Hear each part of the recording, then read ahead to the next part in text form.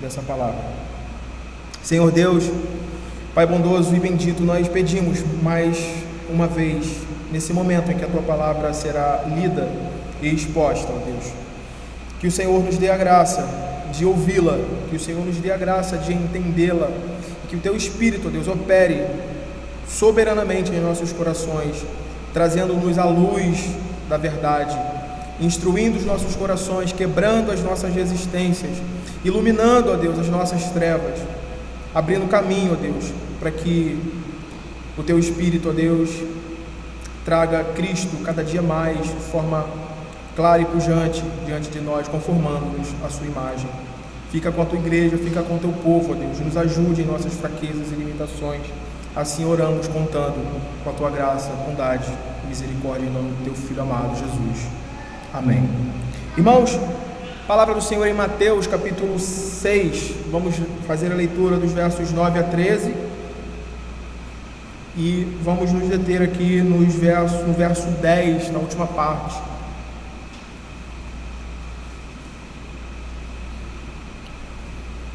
Mateus 6, verso 9, diz assim: portanto, vós orareis assim: Pai nosso que estás nos céus, santificado seja o Teu nome, venha o Teu reino, faça-se a Tua vontade, assim na terra como no céu. O pão nosso de cada dia dá-nos hoje, e perdoa-nos as nossas dívidas, assim como nós temos perdoado aos nossos devedores, e não nos deixes cair em tentação, mas livra-nos do mal, pois Teu é o reino, o poder e a glória, para sempre. Amém. Irmãos, essa é a última parte, ou melhor, é a última petição relacionada a essa primeira parte, nessa divisão que nós fizemos aí da oração, onde as três primeiras petições estão relacionadas à adoração e ao reconhecimento da paternidade de Deus, o seu caráter santo e a sua soberania e majestade. Então, essa petição que nós lemos aqui, faça-se a Tua vontade, assim na terra como no céu, completa o sentido da anterior, ampliando a percepção do reino de Deus, ao despertar no coração dos discípulos o entendimento de que, embora Deus seja o Rei Supremo de todo o universo e domine sobre todas as coisas, todavia a Sua vontade ainda é, nesse mundo, desonrada e frequentemente ignorada pelos homens. Então, faça-se a Tua vontade, assim na terra como é no céu, está no centro da preocupação de todos os verdadeiros crentes, de todos os filhos de Deus, que anseiam pelo pleno estabelecimento do reino de Deus, pois esse anseio, e isso é muito interessante, esse anseio, esse desejo marca e revela a nossa filiação com Deus, e ao mesmo tempo nos desperta para a triste realidade que ainda vivemos em um mundo onde o pecado habita, e possuímos uma natureza ainda contrária a vontade de Deus, uma natureza pecaminosa, maldita pelo pecado e pela desobediência dos nossos primeiros pais. Então, é de fundamental importância para cada um de nós, como filhos desse reino, entendermos o que significa orarmos para que o reino de Deus venha e que a vontade de Deus seja feita na terra como é feita no céu. Então, seguindo o desenvolvimento que vimos até aqui, nós devemos saber que as leis e os princípios que governam e sustentam esse reino não são mero fatalismo,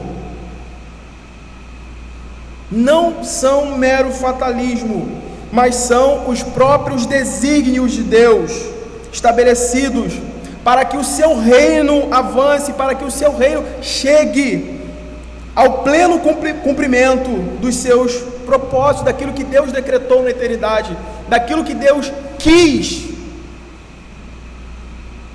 e decretou desde a eternidade. Porém, eu queria chamar a atenção dos irmãos quanto a essa realidade. Esse é um ponto que às vezes se mostra muito frágil dentro dos limites da fé cristã. Porque veja, e observe bem atentamente essa realidade. É muito comum nós vermos crentes diante de determinadas situações, diante de determinados problemas e circunstâncias difíceis, duras,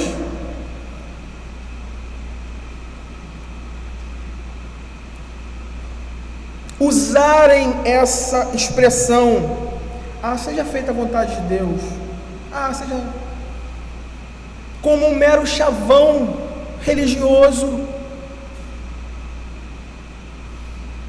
como um ditado.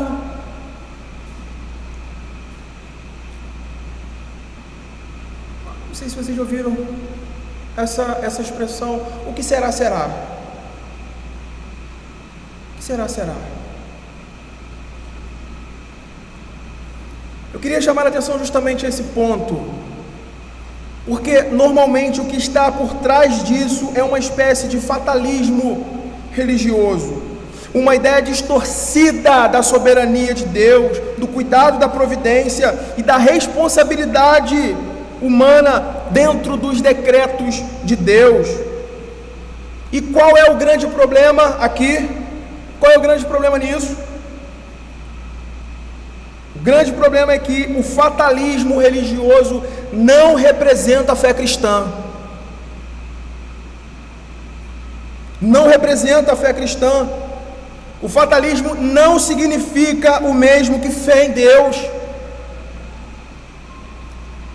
O fatalismo travestido e às vezes torcido, usado de uma forma religiosa por muitos religiosos, não significa o mesmo que fé em Deus e submissão aos seus santos decretos e propósitos sobre esse mundo e sobre as nossas vidas em particular.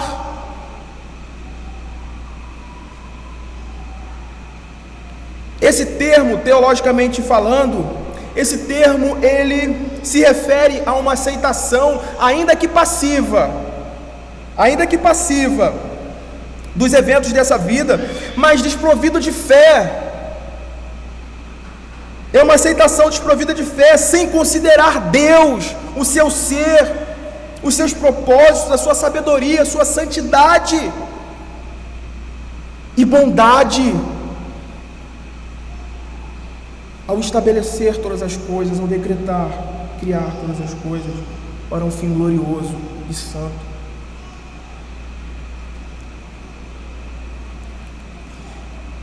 Então, muito cuidado com relação a isso, a esses chavões. Seja feita a vontade de Deus.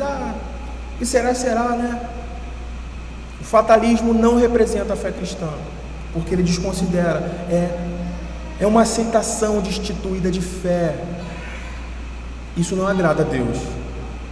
Isso não agrada a Deus. Então, antes de tudo, a oração que o Senhor está ensinando aos seus discípulos aqui parte de um princípio que está sustentado na fé que Deus comunica ao seu povo, cujo alvo é Deus e a glória da sabedoria eterna dos seus decretos manifestos na criação e na providência sobre ela. Então, quando nós lemos aqui em Mateus: venha o teu reino, faça-se a tua vontade, assim na terra como é no céu, nós precisamos entender o que significa orarmos, o que significa pedirmos isso a Deus dentro desses termos. Agostinho disse algo interessante. Agostinho disse que nada acontece nesse universo à parte da vontade de Deus, e que Deus ordena tudo o que acontece. Então, é interessante porque a afirmação de Agostinho diante do texto que nós estamos vendo levanta justamente essa pergunta. Logicamente, né, isso vem. Se Deus ele é soberano sobre as ações dos homens sobre a ação e as intenções dos homens e sobre cada aspecto da existência, por que então, como conciliar essa realidade? Por que devemos orar? Faça-se a tua vontade. Ela já não é feita? Ela já não é feita? E aí nós partimos para o cerne do que nós precisamos entender aqui acerca do que o Senhor está nos ensinando. E nós respondemos da seguinte forma a essa pergunta: ela já não é feita? Em um aspecto sim, mas em outro não. Embora a vontade de Deus vista em si mesma seja única e simples, ela é apresentada a nós nas Escrituras sob um duplo aspecto, que é a sua vontade secreta, e a sua vontade revelada, ou usando em termos teológicos, a sua vontade decretiva e a sua vontade preceptiva revelada. Esta distinção ela foi claramente estabelecida quando Moisés disse a Israel, abra Deuteronômio 29, texto conhecido aí de todos nós. Deuteronômio 29, nós podemos observar essa distinção claramente estabelecida pelo próprio Deus, e isso tem implicações para a nossa vida, para a forma como nós vivemos aqui, para a forma como nós lidamos com a vontade secreta de Deus e como nós devemos lidar em nossas responsabilidades com a vontade revelada de Deus. Veja o que Moisés disse a Israel: as coisas, Deuteronômio 29, as coisas encobertas aqui no hebraico significa exatamente secreta, segredo divino. As coisas encobertas pertencem ao Senhor nosso Deus, porém as reveladas nos pertencem a nós e aos nossos filhos para sempre, para que cumpramos todas as palavras desta lei. Então, partindo da vontade decretiva de Deus, nós podemos dizer que essa vontade se refere aos decretos pelos quais Deus realiza a sua história, o plano que Ele tem traçado para este mundo, que diferentemente da vontade preceptiva, a vontade decretiva sempre é cumprida. Qualquer circunstância, qualquer situação, essa vontade de Deus é sempre cumprida. A vontade decretiva pertence a tudo que Deus decide efetuar imediatamente, ou seja, sem os usos dos meios, ou mediatamente, ou seja, usando seus instrumentos secundários, que são as suas criaturas racionais, e tudo dentro dessa perspectiva acontece absolutamente, com absoluta certeza. Então, nessa vontade que estamos vendo, decretiva, Deus não permite ser resistido. Deus não se permite ser resistido. Então essa vontade, irmãos, refere-se sempre aos seus propósitos infalíveis. E para executar esses propósitos infalíveis de sua vontade, nós nunca vamos ver nas Escrituras Ele consultando a opinião de alguém ou de alguma criatura. Nós não vemos, por exemplo, com relação à nossa salvação, a salvação do seu povo, Ele chegando aos homens e falando: quem gostaria de ser eleito aqui? Quantos aqui gostariam de ser eleitos? Para eu anotar aqui. Quando nós olhamos para as Escrituras, nós não vemos Deus chegando a Abraão e falando: Abraão, você gostaria de fazer um pacto comigo? Onde eu serei o seu Deus,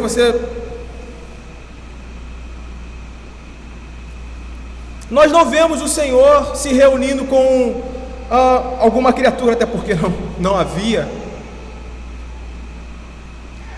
e questionando, tomando opinião sobre a criação do mundo, a criação de todas as coisas. Ele criou, Ele faz, dentro dessa perspectiva da sua vontade, absolutamente aquilo que Ele quer, de acordo com a sua natureza, com o seu caráter, quem Deus é de fato. Então, essa vontade é sempre cumprida, ainda que permaneça oculta a nós. Ou existem alguns textos muitos textos que vão nos mostrar essa realidade, que até determinado ponto essa vontade se manteve oculta, mas se cumprindo, então ela se mostra que era o propósito de Deus, aquilo que era algo que fazia parte da vontade de Deus. Então, um texto que nos mostra claramente esse aspecto da vontade decretiva de Deus está lá em Daniel capítulo 4. Abra, por favor, Daniel capítulo 4, verso 35.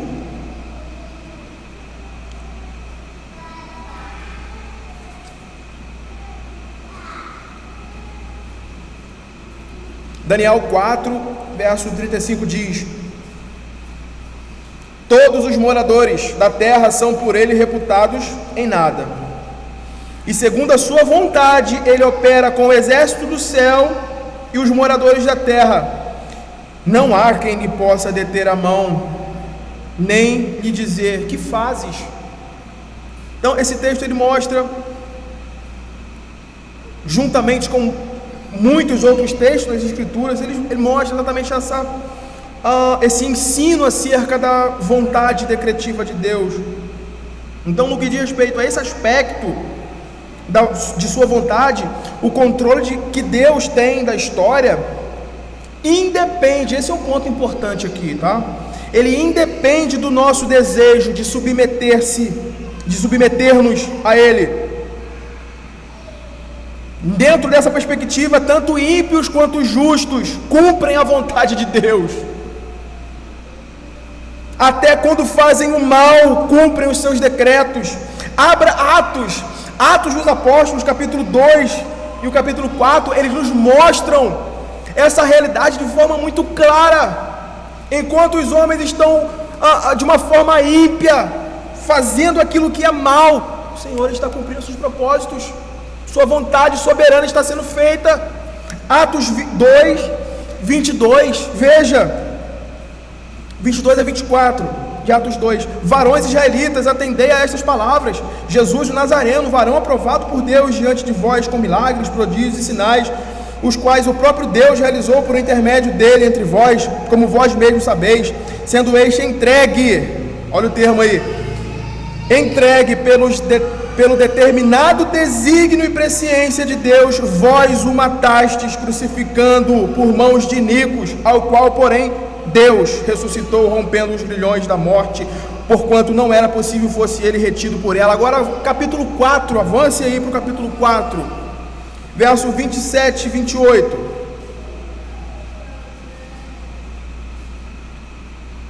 Porque verdadeiramente se ajuntaram nesta cidade contra o teu santo servo, o qual ungiste, Herodes e Pôncio Pilatos, com gentios, veja bem, com gentios e gente de Israel, para fazerem tudo o que a tua mão e o teu propósito predeterminaram. Esses eventos relacionados à crucificação de Cristo revelam que nada escapa ao controle soberano de Deus. Mesmo os atos mais perversos dos homens, como a traição e a crucificação de Cristo, ocorrem dentro dos limites de sua vontade soberana e de seus propósitos eternos. No entanto, essa soberania não diminui a responsabilidade humana, nem elimina a necessidade de obedecermos aquilo que Ele nos revelou claramente, por sua vontade preceptiva, que é o que vem em seguida, e que é o ponto ali que devemos orar. Então, o ponto é esse: com relação à vontade decretiva. Assim Deus quis, assim Deus fez. Assim Deus quis, assim Deus fez.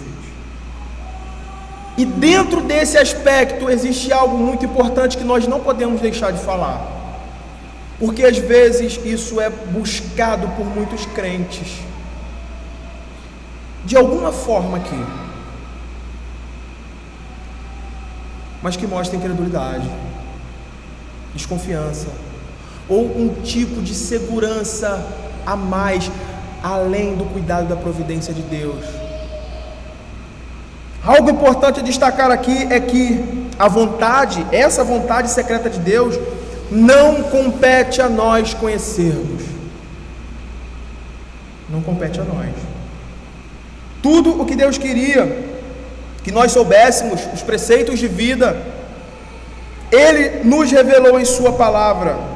Então, desejar conhecer o que está além da Escritura, além da Bíblia, é dizer que ela não é suficiente para guiar as nossas vidas. O texto que nós lemos inicialmente de Deuteronômio, pouco antes de o povo entrar na terra prometida, ao concluir a sua revisão de toda a lei de Deus revelada a Israel, Moisés escreveu exatamente isso: as coisas encobertas pertencem ao Senhor nosso Deus, porém as reveladas nos pertencem a nós e a nossos filhos para sempre, para que cumpramos todas as palavras desta lei. Moisés proíbe o povo de curiosidade, de perscrutar os desígnios secretos de Deus e dizer qualquer coisa acerca deles.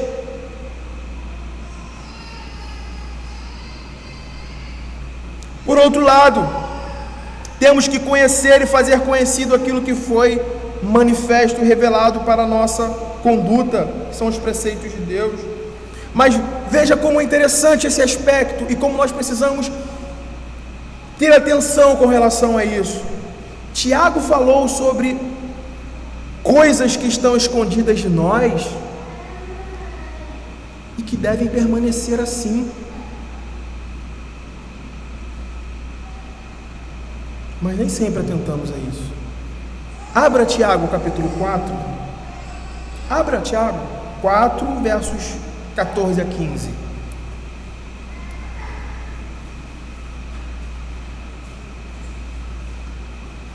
Veja como Tiago coloca essa realidade diante de nós. Tiago 4, 14 a 15. Vós não sabeis o que acontecerá ou o que sucederá amanhã. Que é a vossa vida? Sois apenas como neblina que aparece por instante e logo se dissipa. Em vez disso, devias dizer: se o Senhor quiser, não só viveremos, como também faremos isto ou aquilo. Tiago está se referindo aqui aos decretos de Deus sobre as nossas vidas, que nos são desconhecidos. Logo após ele escrever: vós não sabeis o que sucederá amanhã, ele não diz: mas procurem saber, deem um jeitinho de saber. Não.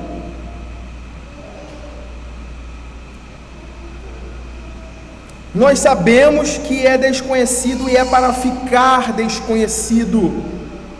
Essa é aquela vontade que temos em Romanos 3, Romanos 11 e em Atos 1, 7, Marcos 13, 32. Essa é a vontade insondável de Deus, a coisa que Deus não nos permite conhecer. E esse é um aspecto interessante dentro do que nós estamos falando, porque nós vemos muito no meio cristão as pessoas dizendo, diante do que nós estamos expondo: mas como é que eu sei qual é a vontade de Deus para mim? Como é que eu sei com relação a isso, com relação àquilo? Como é que eu... Precisamos saber essa distinção. A Bíblia proíbe saber o amanhã através de meios pagãos, como cartomante, adivinhos, astrologia. mas também ela não nos promete, ela não promete dar-nos conhecimento do mesmo, né, do amanhã, por meios secundários, sonhos, revelações, né?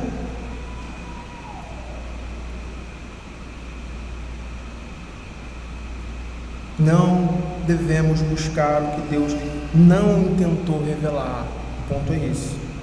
Não intentou revelar. Fazer isso é ir, é agir como os descrentes agem, inquietos por conhecer o amanhã. Abre o horóscopo aí, abre o horóscopo.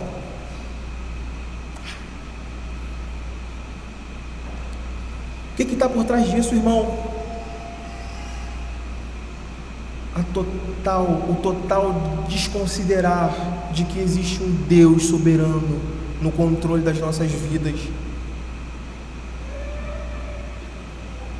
que está por trás de determinadas buscas, de procuras por conhecer o amanhã ou determinados desígnios de Deus. É justamente isso, é nos assegurarmos que apesar de Deus, além de Deus, nós temos um outro meio que nos garante nesse mundo, que nos dá uma segurança, uma proteção. Vai que Deus cochila e dorme, quem será por nós? Esse é um anseio ímpio, pagão, que desconsidera Deus, sua sabedoria e seu cuidado paternal para conosco. Deus está interessado em nós, mais do que nós neles.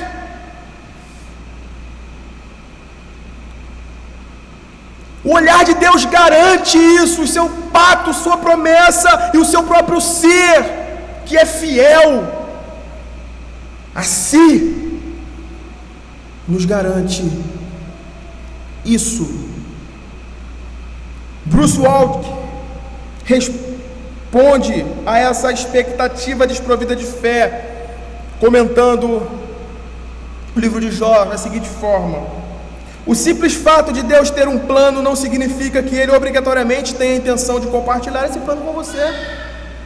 De fato, a mensagem do livro de Jó, em parte, é que Deus, em sua soberania, pode permitir que coisas terríveis lhe aconteçam, e talvez você nunca saiba o motivo. Mas por que isso me aconteceu? Eu vou orar. O livro de Jó nos apresenta, nos mostra exatamente essa realidade. Então, a resposta para a pergunta, por que Ele não nos mostra os seus planos para as nossas vidas, o que vai acontecer amanhã, daqui a pouco? A resposta é simples, biblicamente falando, né? Ele não quer que vivamos por vista, mas por fé. Por fé.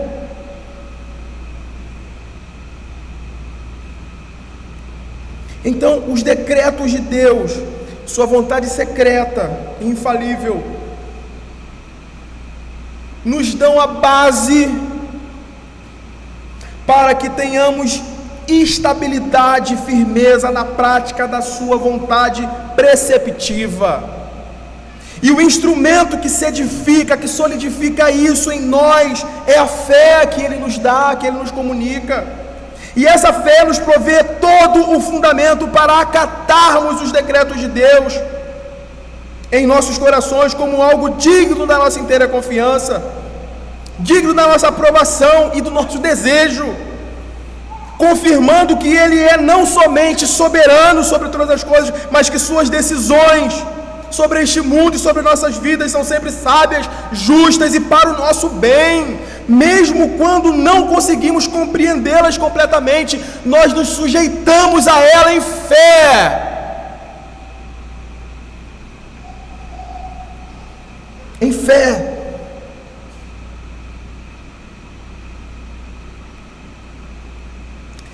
E isso imediatamente vincula esse primeiro conceito da vontade de Deus ao segundo significado mais importante na Escritura, que é a vontade normativa revelada em seus preceitos e mandamentos, a vontade preceptiva.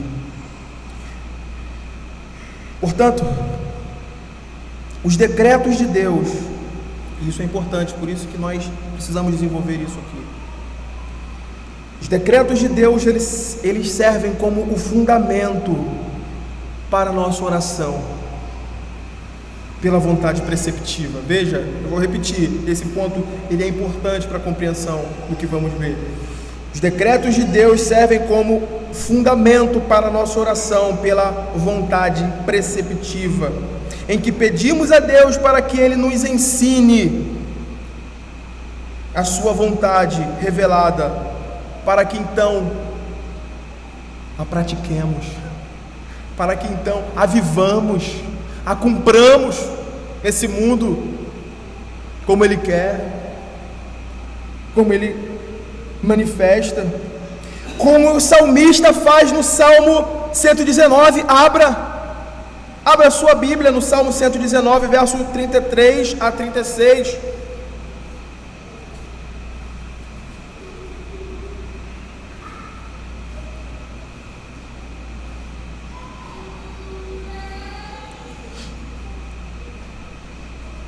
Veja esse arranjo de palavras nessa estrutura que o salmista coloca aqui no Salmo.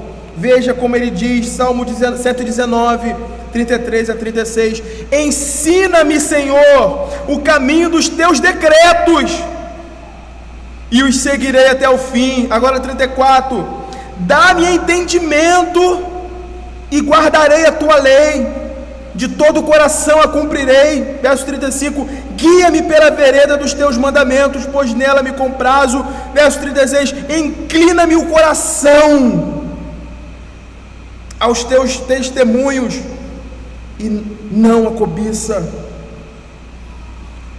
Os teus caminhos e decretos,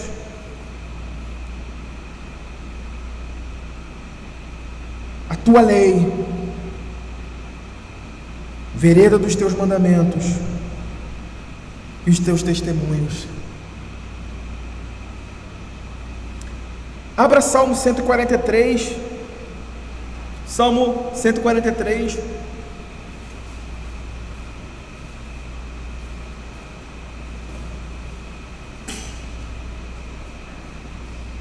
verso 8 e 10.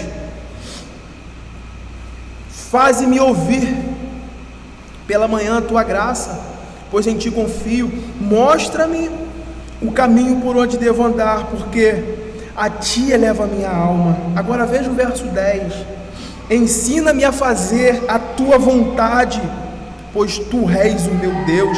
Guia-me o teu bom espírito por terreno plano. Salmo 40, verso 8, que lemos: agrada-me fazer a tua vontade, ó Deus meu. Dentro do meu coração está a tua lei, está a tua lei. Irmãos, faça-se a tua vontade, assim na terra como no céu. Essa não é uma tarefa que a nossa carne pode fazer sozinha, desassistida do poder e graça vindos do alto. Fazer a vontade de Deus pressupõe conhecê-lo, e conhecê-lo está diretamente ligado à fé, e essa fé não pode ser gerada senão pela pregação do Evangelho, pela operação do Espírito em nossos corações, inclinando o nosso coração, ensinando-nos e guiando-nos por esse caminho. Essa não é uma tarefa que a nossa carne pode fazer sozinha. É justamente por isso, e aqui está o sentido de pedirmos e do Senhor nos ensinar a dependermos de Deus na nossa vida cristã. Venha o teu reino, Senhor, mas me ensina a cumprir a tua vontade. Inclina o meu coração, guia-me.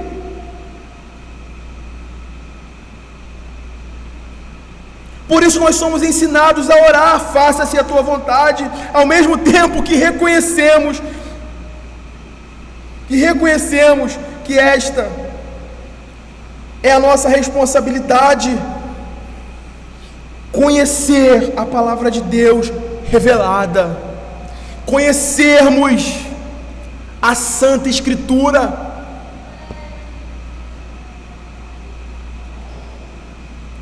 e procurar nela entender a vontade de Deus para praticá-la, para glorificar a Deus nesse mundo, no avanço do seu reino.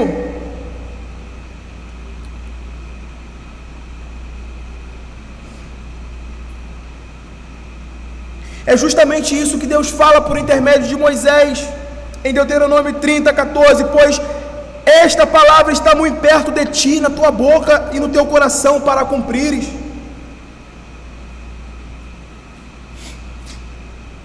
A vontade preceptiva de Deus, ou seja, aquilo que Ele exige de nós,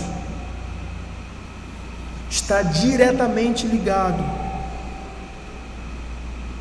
ao desejo sincero de cada um de nós,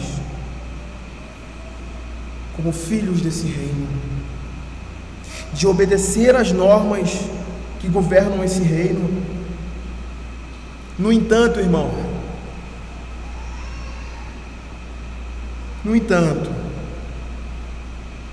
e esse é outro ponto que nós falamos, né? Dessa vontade preceptiva, que nem sempre é obedecida, justamente por isso. Ainda enfrentamos as consequências debilitantes do pecado em nossa natureza, que nos desvia do alvo, nos seduz ao mal e nos conduz à transgressão da lei, que é a vontade preceptiva de Deus.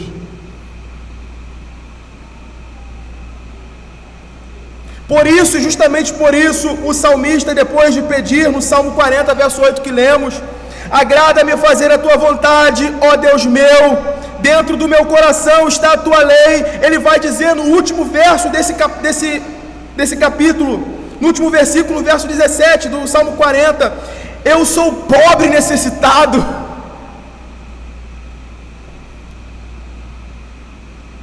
Eu sou pobre e necessitado. Dessa forma, quando Jesus nos instrui a orar, faça-se a tua vontade, assim na terra como no céu, Ele estava falando claramente sobre a vontade normativa de Deus, a qual deve ser conhecida e obedecida, mas por causa do pecado nem sempre é. E é interessante, né, dentro desse termo que nós lemos aqui do Salmo 40, 17, o termo pobre aqui no hebraico, ele significa aflito. E dentro ali das articulações gramaticais, é como se alguém que, esse aflito aqui, é como alguém que é gravemente afetado por um mal. Alguém gravemente afetado por um mal. O salmista está dizendo exatamente isso.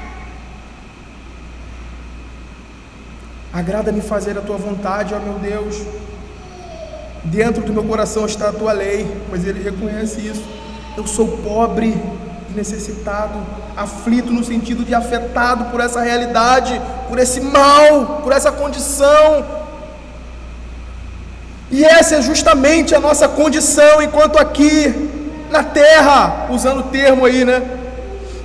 Quando colocado em contraste com a realidade dos céus, onde não se tem mais a interferência e a afetação do pecado na vida daqueles, na realidade dos redimidos que usufruem da presença de Cristo. Faça-se a tua vontade, assim na terra como no céu. Significa que aquele que sinceramente ora para isto, necessariamente se entrega sem reservas a Deus. Ele procura sua renúncia, ou melhor, ele proclama sua renúncia à vontade de Satanás, como está escrito em Timóteo, 2 Timóteo 2, 26, e de suas próprias inclinações corruptas.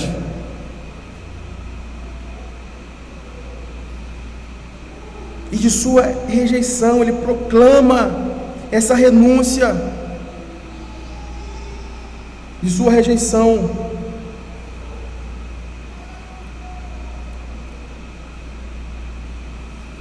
aquelas coisas que Deus estabelece em sua palavra.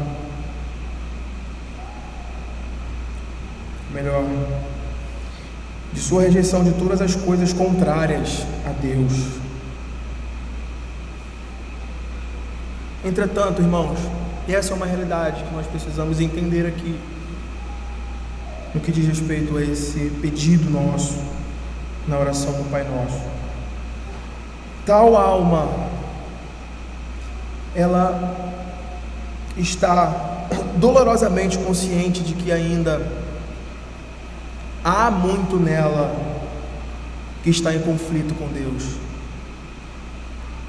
Ela reconhece, portanto, humilde e contritamente,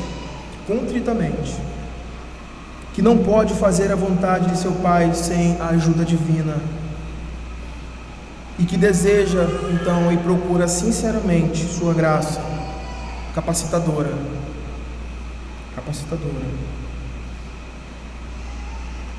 dispensada sobre o seu povo.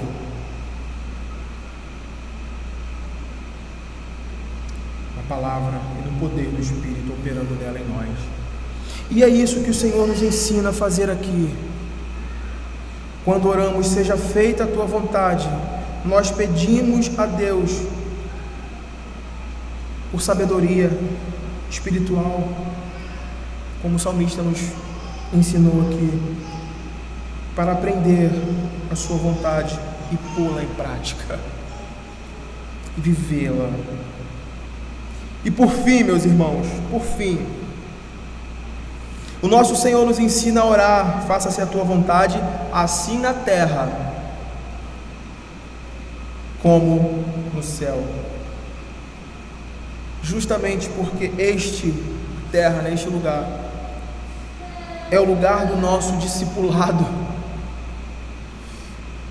Justamente porque esse é o lugar do nosso discipulado. Entenda bem essa realidade. Cada um dos gemidos que estão vivendo nesse mundo, mesmo sob as imperfeições da natureza caída, devem estar em algum grau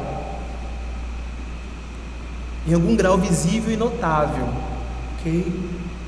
Mostrando a justiça desse reino que agora opera com poder e graça em seu coração, em um modo de vida que os identifica com aqueles que assim viveram, que agora estão no céu, que os identifica com o padrão do céu. A vida do crente redimido aqui nesse mundo deve refletir o padrão de vida do céu, de forma que mesmo com essas imperfeições, fraquezas, estamos vivendo de tal forma que Cristo é glorificado. Cristo é glorificado na nossa vida.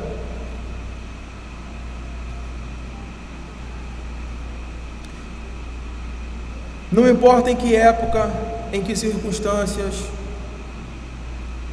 homens doutos, homens piedosos que viveram e pisaram esse mundo, não importa, por mais que eles se aproximaram desse padrão, eles estavam apenas refletindo imperfeitamente aquele padrão que é perfeitamente, que é o alvo para o qual nós estamos sendo trabalhados aqui, nesse aperfeiçoamento. Não é algo que vamos chegar a uma plenitude aqui agora, nós devemos entender isso, mas é algo que tem que estar em nossa frente, constantemente, esse desejo, esse almejar, esse padrão. É muito interessante e esclarecedor o que William Hendricks comenta sobre essa realidade. desse texto que estamos lendo. William Hendricks diz que a declaração de que a vontade revelada de Deus está sendo perfeitamente obedecida no céu, não só pelos anjos, mas também pelas hostes de remidos, significa que no momento ou no mesmo instante em que uma alma é conduzida da terra ao céu, ela se vê livre de todo vestígio do pecado.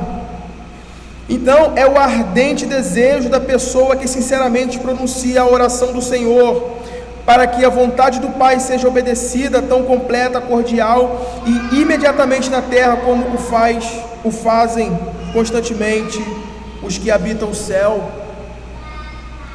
Isso deve estar estabelecido em nossos corações e deve estar constantemente diante dos nossos olhos essa realidade de que a obra de Cristo em nos redimir da escravidão do pecado, em quebrar os grilhões que nos prendiam sob o domínio do império das trevas e nos levar para o reino do Filho do seu amor, esse reino de luz, consiste exatamente nisso. Enquanto aqui agora nós estamos vivendo um padrão, um modelo que é perfeito, ainda que de forma imperfeita.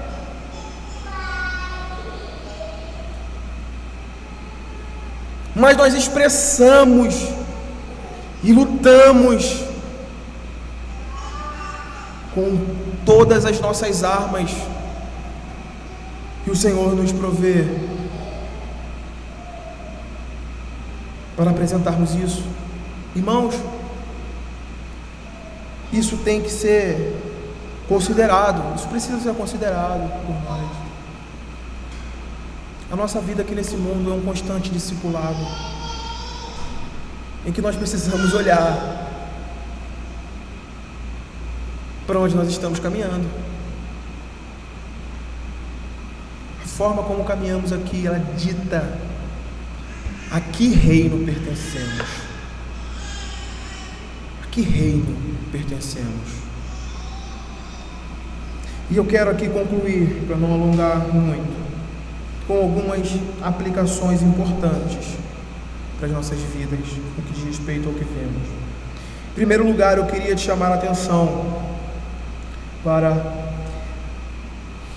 a importância de educarmos a nossa mente e o nosso coração com esse evangelho que nos é apresentado aqui. Com o evangelho, sob a disciplina da fé que abraça todo desígnio de Deus, como sendo do mesmo caráter de sua natureza, portanto justo, santo e bom em todos os seus aspectos. Esse exercício, irmão, nos ajuda a não duvidarmos de Deus com incredulidade, com determinados assuntos ou situações nos assaltam. Precisamos então nos apegar naquilo que Deus é em seu caráter e atributo, para que os dilemas dessa vida, as dificuldades, as lutas, as provações, as investidas do maligno não nos leve ao desespero, e a desertar da fé, agindo incredulamente. Existe uma situação que é narrada ali no livro de Daniel, que descreve exatamente essa confiança na vontade soberana de Deus sobre as nossas vidas, ainda que isso implique em nossa dor, em nosso sofrimento, em perda.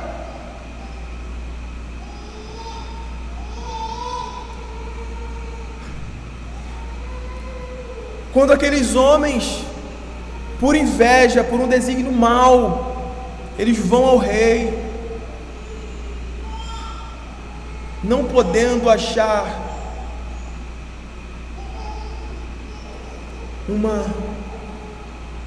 algo justo com que acusar esse servo de Deus, eles inventam ou eles tentam tramar contra ele, usando a própria lei do Deus que ele serve. E ele cria uma lei que faça com que eles não possam fazer pedidos a outro Deus, a não ser os deuses daqui.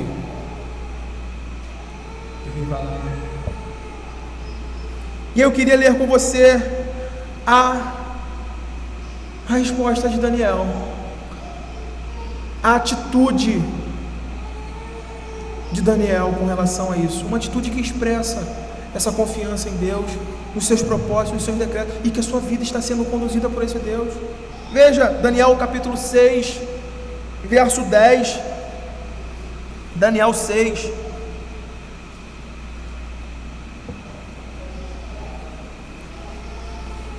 verso 10, Daniel, pois, quando soube que a escritura estava assinada, esse documento, entrou em sua casa e em cima, no seu quarto, onde havia janelas abertas do lado de Jerusalém,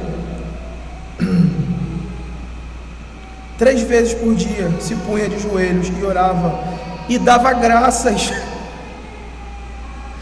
graças diante do seu Deus, como costumava fazer. Vocês veem isso?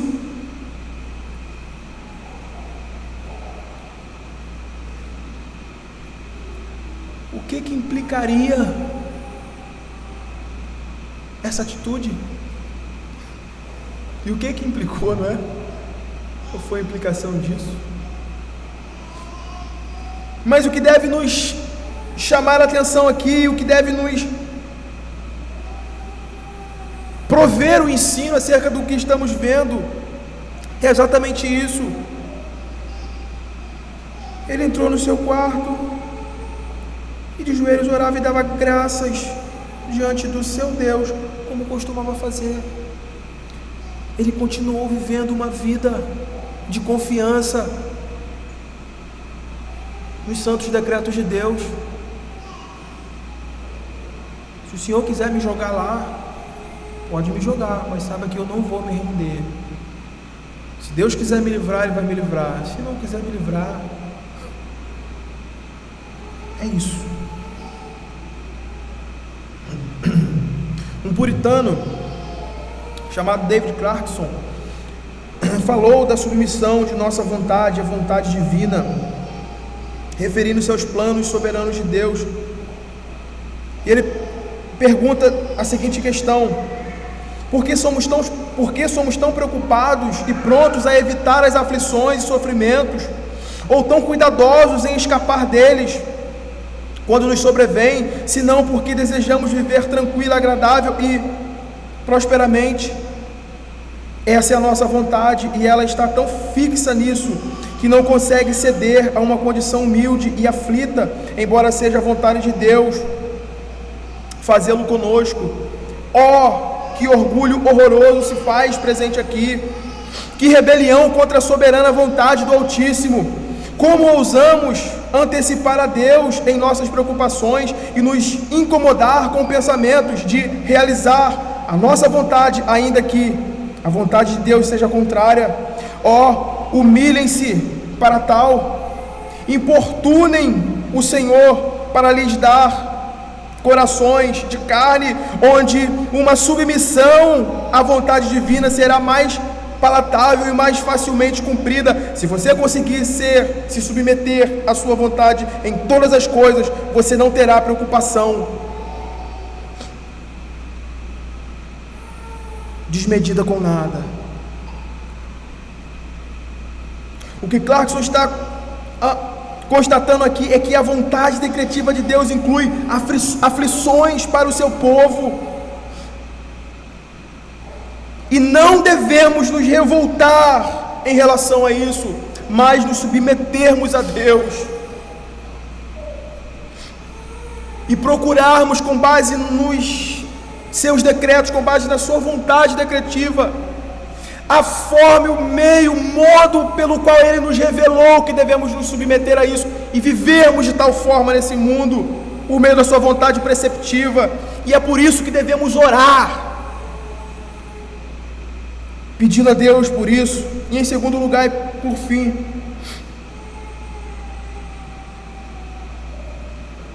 é chamar a atenção para que o fato de que a vontade de Deus,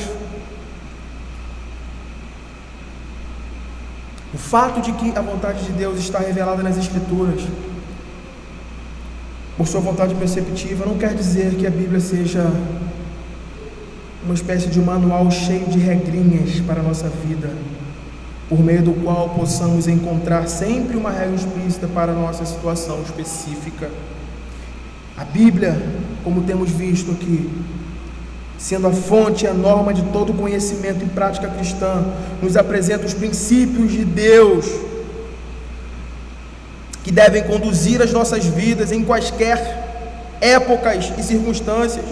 Todavia, a Bíblia não é um livro mágico, por meio do qual exercitamos a nossa sorte espiritual, abrindo ao acaso.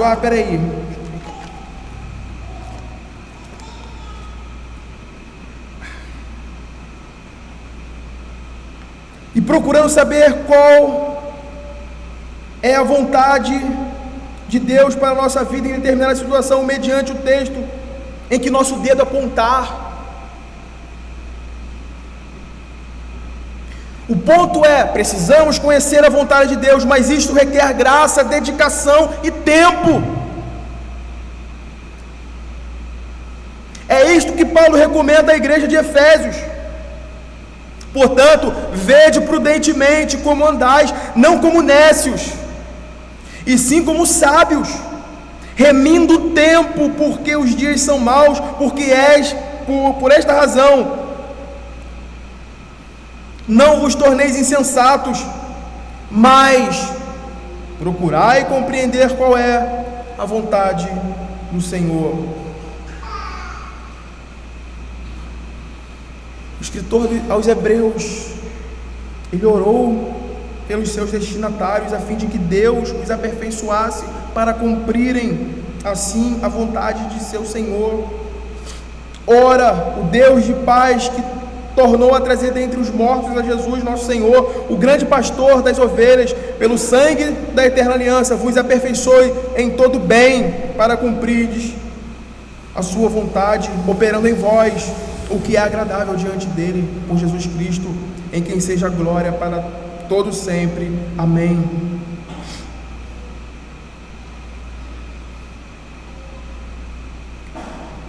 Então notem isso, irmãos. Nós só podemos cumprir a vontade de Deus pela sua misericórdia plenamente revelada em Cristo. O ensino é justamente esse, até mesmo para obedecermos a Deus. Até mesmo para obedecermos a Deus, seria totalmente impossível sem a graça de Cristo. A nossa obediência é obra de graça, é obra de graça divina. É Ele mesmo quem efetua em nós tanto querer como realizar segundo a sua boa vontade. E isso nos conduz à questão crucial que fecha essa questão. Qual é a vontade de Deus para a minha vida? Esta é uma pergunta que todos nós, mais cedo ou mais tarde, nos fazemos. O que Deus deseja de mim?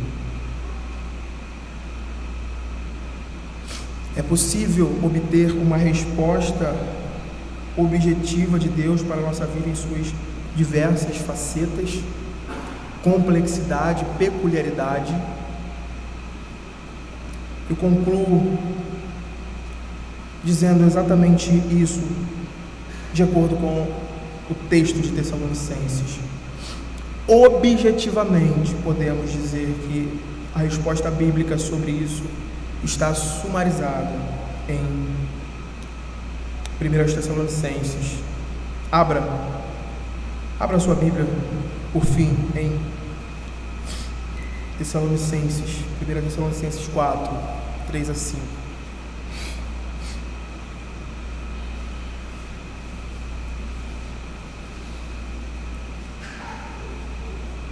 Pois esta é a vontade de Deus, a vossa santificação, que vos abstenhais da prostituição, que cada um de vós saiba possuir o próprio corpo em santificação e honra, não com desejos de lascívia, como os gentios que não conhecem a Deus.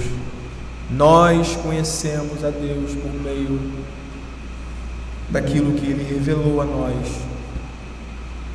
e por meio da fé que nos comunica para crer